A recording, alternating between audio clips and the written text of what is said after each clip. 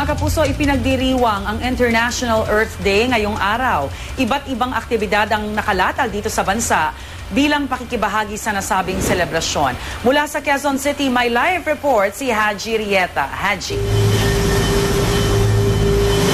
Yes, Rhea, patuloy nga itong paghahanda dito sa Quezon Memorial Circle para sa isasagawang selebrasyon ng Earth Day dito. At inaasahan nga na marami itong mga lalahok sa iba't ibang mga aktibidad dito. At maaga nga dumating ang mga organizer para sa isasagawang mga aktibidad sa selebrasyon ng Earth Day dito sa Quezon Memorial Circle.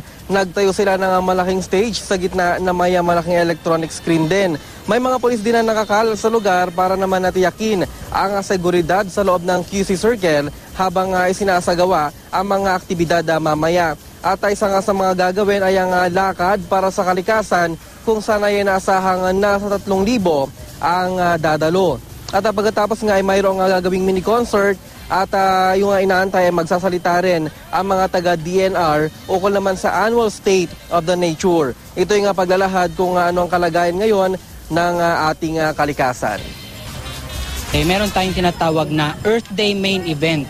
At itong Earth Day Main Event ay isang pagsasama-sama ng iba't ibang sektor ng lipunan, gobyerno, civil society, business, churches, and even youth. So ito ginagawa tuwing umaga ng Earth Day.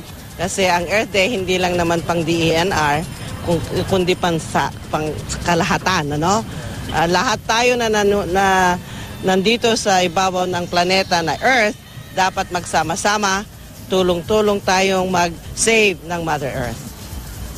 So yan, nagsimula na itong lakad para sa kalikasan at inaasahan nga na maya-maya ay pupunta na, dediretso na dito sa loob ng QC Memorial Circle para masimulan na itong programa dito sa loob. At yan muna pinaka-latest mula dito, balik sa Rhea.